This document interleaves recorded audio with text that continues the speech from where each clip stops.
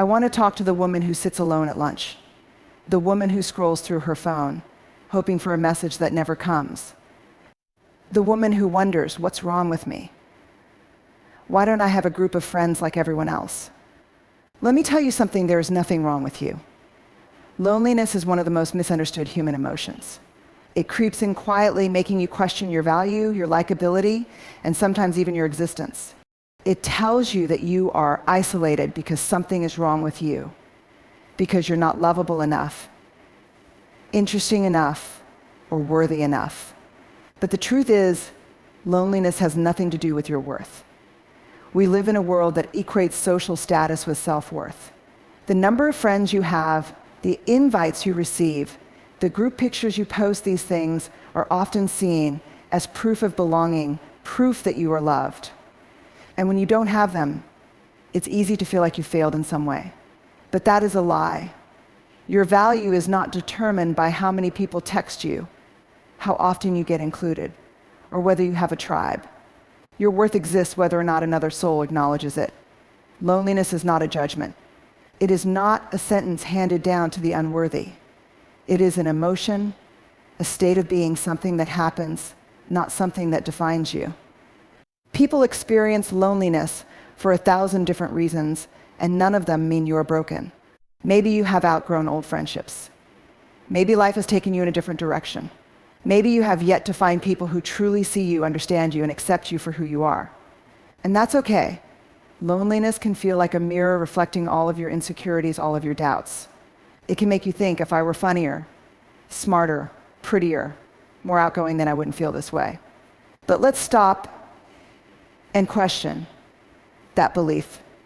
Think of all the people in the world who seem to have everything: popularity, success, charisma, and yet they still struggle with loneliness.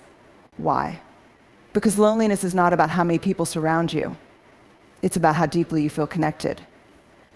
It's possible to be the life of the party and still feel completely unseen. It's possible to be surrounded by laughter and still feel like no one truly knows you. And on the other side of that, it's possible to be alone and feel at peace, feel whole, feel enough. Society has conditioned us to fear solitude, to believe that if we're alone on a Saturday night, if we don't have someone to call, if we eat at a restaurant by ourselves, that somehow we are failing at life. But solitude is not failure. It is not shameful. It is not proof that you are unworthy of love or connection. Some of the strongest, most self-aware people have spent seasons of life alone, not because they were unworthy, but because they refused to settle for shallow, meaningless relationships. They chose quality over quantity. They chose depth over convenience. They chose themselves. And that is the difference. Loneliness only has power over you when you believe it is a reflection of who you are. But when you stop seeing it as proof of your unworthiness and start seeing it as a phase, as a moment in time, as a teacher, instead of a tormentor, something shifts. You begin to realize that your value is never up for debate, that even on your loneliest days, you are still enough. That just because you feel alone does not mean you are unworthy of belonging. Loneliness is a signal, not an identity. It is a sign that you crave connection. And that is a deeply human thing. It means you have a heart that longs for companionship, for understanding, for warmth. It means you are alive. And feeling lonely does not mean you are lost. It does not mean you are forgotten. It simply means you are in a space where something is shifting, something is making room. What if instead of resisting loneliness, we leaned into it? What if instead of fearing it, we asked it what it had to teach us? Maybe it's asking us to look inward, to befriend ourselves before seeking others. Maybe it's reminding us that the most important relationship we'll ever have is the one we have with ourselves. Maybe it's showing us the difference between being lonely and being at peace in our own company. Because when you stop seeing loneliness as a verdict on your worth, you free yourself from its grip. You stop searching for people to validate you, to prove that you matter, to confirm that you are lovable. You start realizing that you mattered all along. Vulnerability is often mistaken for weakness. It's seen as something to avoid, something that exposes us to pain, rejection, and disappointment. But the truth is, vulnerability is not weakness. It is courage in its purest form. It is the willingness to show up, to be seen, and to risk being misunderstood, judged, or hurt. We live in a world that teaches us to armor up. From an early age, we learn to hide our true feelings, to mask our fears, to present only the best, most polished versions of ourselves. We are told to be strong, to be independent, to never let anyone see a struggle. And so we build walls. We perfect the art of pretending. We push our pain deep inside and put on a brave face, convincing the world and ourselves that we don't need anyone, that we are fine on our own. But deep down, we crave connection. We long to be seen, truly seen, for who we are, not just for the image we project. And that kind of connection is only possible when we are willing to be vulnerable. Vulnerability is the key to real relationships. Think about the friendships or connections that have meant the most to you. Were they built on surface-level conversations? Or were they built in moments of honesty when you admitted you were struggling, when you shared a piece of yourself that you had kept hidden when someone else did the same for you? The most meaningful connections in life happen when we allow ourselves to be real, to be imperfect, to be human. But vulnerability is terrifying. It means letting people see the messy parts, the parts we're afraid won't be accepted. It means admitting that we don't have all the answers, that we feel lost sometimes, that we need help. And that feels risky, because what if we are met with rejection? What if our honesty is met with silence? What if we open up only to be hurt? That fear is real. And sometimes we will be met with misunderstanding. Sometimes we will be disappointed. But the alternative, living behind a wall, disconnected and unseen, is far worse. Because the truth is, when we block out pain, we also block out joy. When we avoid vulnerability, we also avoid love, intimacy, and deep human connection. We may feel safer, but we also feel lonelier. We may avoid rejection, but we also prevent ourselves from being fully loved. Vulnerability is not about sharing everything with everyone. It is about choosing wisely, about letting in the people who have earned the right to hear our stories. It is about taking small risks, sharing a thought, expressing an emotion, admitting a fear and seeing what happens. It is about trusting ourselves enough to know that no matter how someone else responds, we are still worthy. True strength is not in pretending we have it all together. True strength is in saying, this is me. This is what I feel. This is what I hope for. This is what I fear. It is in embracing our imperfections instead of hiding them. It is in standing in our truth, even when it feels uncomfortable. And the most beautiful thing about vulnerability, it is contagious. When one person is brave enough to be real, it gives others permission to do the same. It creates space for honesty, for healing, for connection. It reminds us that we are not alone in our struggles, that we are not the only ones who feel afraid or uncertain or unworthy. Vulnerability is what makes us human. It is what makes love possible. It is what makes life rich and meaningful. And while it may feel uncomfortable, even terrifying, it is also the only path to true belonging, to real intimacy, to the kind of connection that makes life worth living. We all have a story we tell ourselves, a quiet, persistent voice in the back of our minds that shapes the way we see ourselves, our relationships, and our place in the world. Sometimes that story is empowering. It reminds us of our strength, our resilience, our worth. But more often than not, it is a story built on fear, self-doubt, and the opinions of others. The problem isn't that we tell ourselves stories, it's that we rarely stop to question whether the stories are true. Maybe your story tells you that you are hard to love, that you are too much or not enough. Maybe it tells you that because you are alone right now, you always will be. That because someone walked away, you must be unworthy. That because you've made mistakes, you don't deserve happiness. But what if that story is wrong? What if instead of accepting it as truth, you took a step back and asked, who gave me this story? Where did it come from? Why do I believe it? Because more often than not, these narratives were not created by us. They were handed to us by childhood experiences, by societal expectations, by people who were too broken themselves to see our worth. And yet we carry these stories as if they are set in stone, as if they are fact, as if they define us. But the most powerful thing you can realize is this: you have the power to rewrite your story. You do not have to be the person you were yesterday. You do not have to carry the weight of a past that no longer serves you. You do not have to accept a version of yourself that was created by pain, rejection, or fear. At any moment, you can decide, this is not my story anymore. Rewriting the narrative doesn't mean ignoring reality. It doesn't mean pretending that pain didn't happen or that struggles don't exist. It means looking at your past through a new lens. Instead of seeing yourself as the victim of your story, you begin to see yourself as the hero. Instead of believing that being alone means you are unlovable, you start to see it as a season of growth. Instead of thinking that failure means you are not good enough, you recognize that failure is part of becoming. It is not easy to change the story. The old one is familiar. It has been repeated in your mind so many times that it feels like truth. But just because a thought is familiar does not mean it is true. Just because a belief is old does not mean it is unchangeable. One of the most powerful shifts you can make is moving from a mindset of limitation to one of possibility. Instead of saying, I am not lovable, you start to say, I am worthy of deep, meaningful love. Instead of thinking, I will never belong, you tell yourself, I am creating spaces where I am valued. Instead of believing, I will never succeed, you begin to say, I am learning, growing, and becoming stronger every day. Words shape reality. The way you speak to yourself matters. If you keep telling yourself that you're not good enough, your mind will find proof of that everywhere you look. But if you start telling yourself that you are capable, worthy, and deserving, you will begin to see the evidence of that too. The past does not define you. The opinions of others do not define you. The way people have treated you does not define you. What defines you is the story you choose to believe from this moment forward. Somewhere along the way, the world convinced us that we need to be more and more successful, more attractive, more likable, more interesting, more accomplished, just more.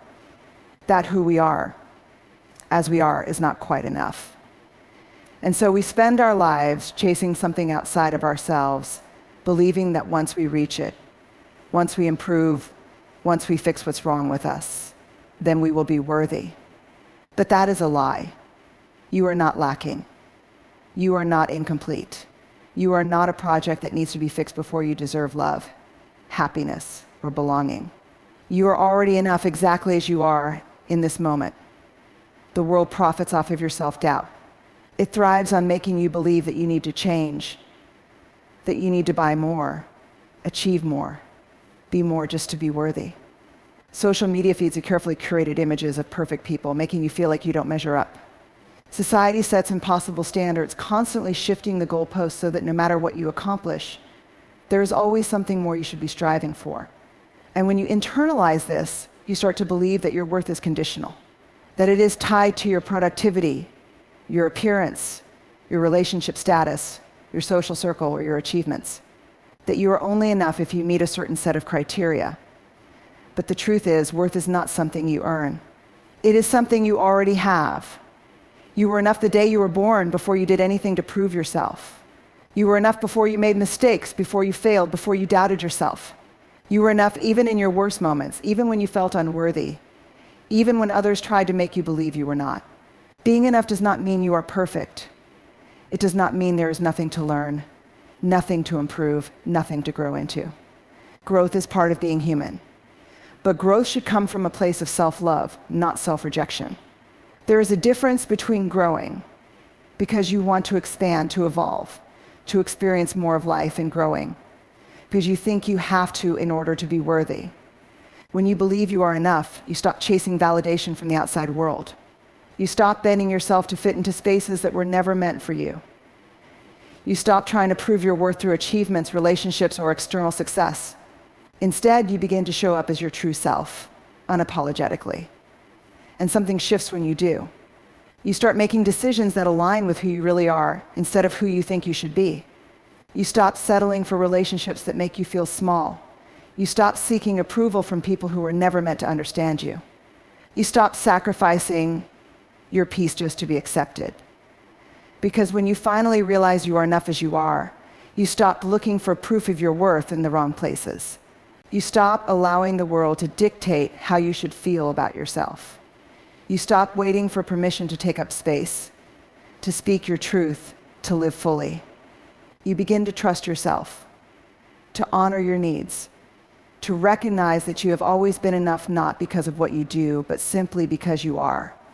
There is an undeniable strength in standing alone, but it is a strength that often goes unrecognized. The world celebrates belonging, having a group, fitting in, being surrounded by people who validate, accept you.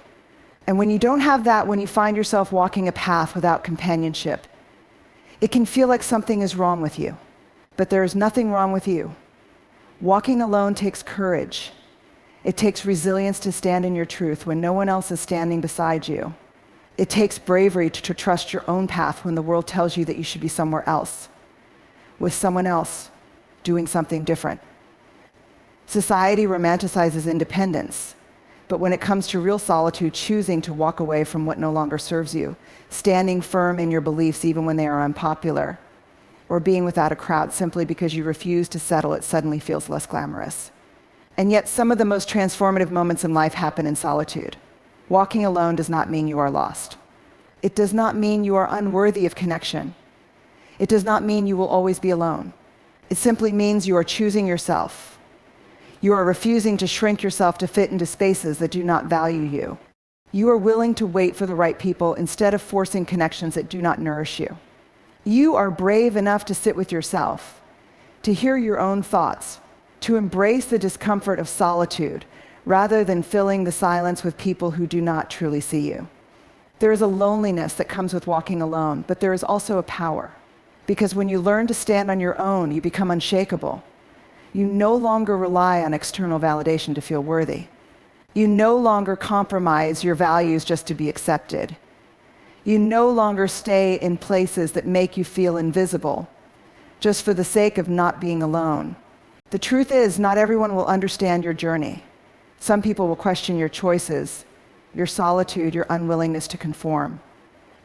They will wonder why you don't just settle, why you don't just follow the crowd, why you don't just make things easier for yourself. But easy is not always right. Comfortable is not always fulfilling.